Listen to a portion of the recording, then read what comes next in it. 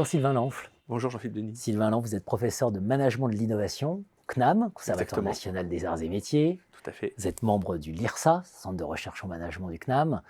Et vous êtes membre du CRG, membre associé, Centre de recherche en gestion de l'École Polytechnique. Exactement. Et pour vous, finalement, alors certains disent, il n'y a rien de plus pratique qu'une bonne théorie, on va filer cette formule, il n'y a rien de plus pratique qu'une bonne recherche. Et il y en a un peu marre de cette idée que finalement la recherche, ça ne servirait à rien.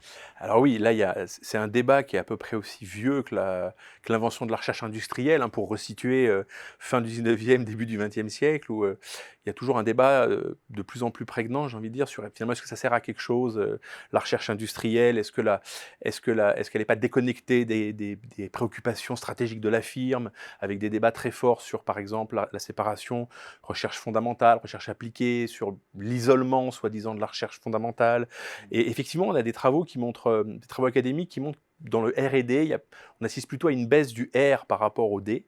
Et puis, il y a toute une littérature grise qui est, comme vous le disiez, très critique sur les laboratoires sont isolés, n'ont plus d'importance, sont poussiéreux, que servent à rien, etc.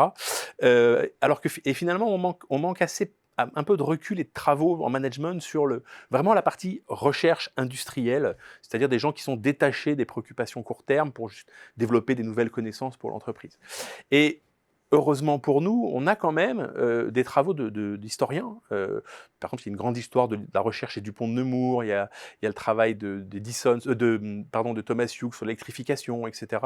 Et puis il y a un travail de Robert Reich sur la naissance de la recherche industrielle aux États-Unis, qui dresse un portrait radicalement opposé à ça. C'est-à-dire que quand General Electric crée un laboratoire de recherche au tout début du XXe siècle, en fait, l'enjeu pour eux est très stratégique. Il faut trouver des moyens de faire des ampoules plus performantes pour résister à la concurrence des firmes allemandes.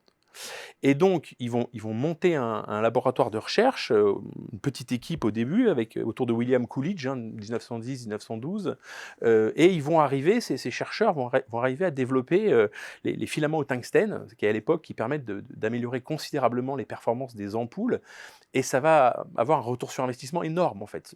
On l'estime à 30% à peu près, le ROI de l'investissement de recherche General Electric, et ça va aboutir à un quasi-monopole en fait de General Electric sur le marché des ampoules jusqu'à la Seconde Guerre mondiale à peu près.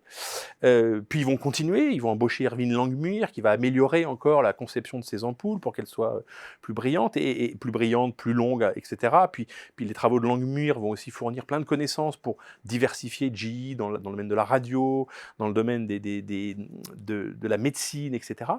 Et là où c'est très intéressant, c'est en plus, les travaux de Langmuir, notamment chez GE, vont lui valoir le prix Nobel de chimie en 1932. Donc ça montre bien que là, on a un modèle de recherche très original, parce qu'en fait, Double impact. Exactement, j'allais le citer, Ouais. c'est le double impact dont parle Quentin Plantec que vous avez reçu. C'est à la fois extrêmement connecté avec des questions pratiques et stratégiques de la firme, et de l'excellente recherche fondamentale sur des phénomènes qui jusque-là étaient inconnus, puisque c'est un prix Nobel de chimie. Et c'est tellement puissant qu'à l'exposition universelle de Chicago en 1933, GE va présenter la recherche comme la House of Magic. C'est vraiment l'endroit formidable où se crée l'entreprise. C'est la magie. Rien de plus pratique, rien de plus rentable. Exactement. Aussi. Exactement. Rien de plus pratique, rien de plus rentable, et rien de plus pertinent scientifiquement en plus. C'est ça qui est intéressant. Deuxième exemple, le transistor. Alors l'autre exemple sur lequel j'ai travaillé avec mon collègue du CNAM, Loïc Petit-Girard, qui est historien des sciences, c'est l'invention du transistor, donc le composant électronique au Bell Labs après la Seconde Guerre mondiale. Même problème, il y a un problème qui est très bien identifié au Bell Labs, c'est l'amplification du signal pour les communications longue distance. Ils savent que les tubes à vide qu'on utilise à l'époque ont des faiblesses. C'est fragile, c'est compliqué à produire, ça consomme beaucoup d'énergie, etc. C'est pas très efficace. Et donc, ils se disent qu'une des pistes, c'est les semi-conducteurs. Et ils vont commencer un travail sur les semi-conducteurs au milieu des années 30 à peu près. Ils vont embaucher quelqu'un qui s'appelle William Shockley pour faire ça. La guerre va évidemment perturber ça, mais le programme reprend juste après la guerre, en s'appuyant d'ailleurs en partie sur les apprentissages pendant le conflit.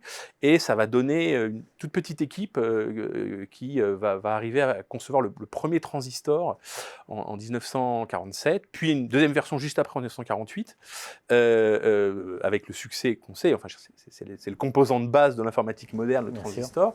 Et là aussi, donc, ça répond à des problèmes pratiques et ça vaudra à Bardeen, Brattain et Shockley le prix Nobel de physique en 1956.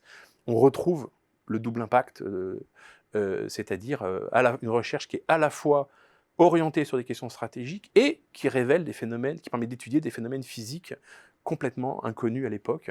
Et ça, bon alors, ça va être compliqué pour les Bell Labs de l'exploiter eux-mêmes parce qu'ils sont en situation de monopole. Bref, il y a plein de questions qui freinent ça. Mais voilà, c'est un cas extraordinaire de compatibilité entre la recherche appliquée et la recherche fondamentale. Et les deux s'enrichissent en plus. Économie de l'innovation, économie de la connaissance, Exactement. soi-disant, hein, paraît-il. Voilà. Donc il est urgent de comprendre qu'il n'y a rien de plus pratique qu'une bonne recherche. Exactement. Merci. Et l'histoire permet de montrer ça très bien. Merci Sylvain Lanfle. Merci Jean-Philippe.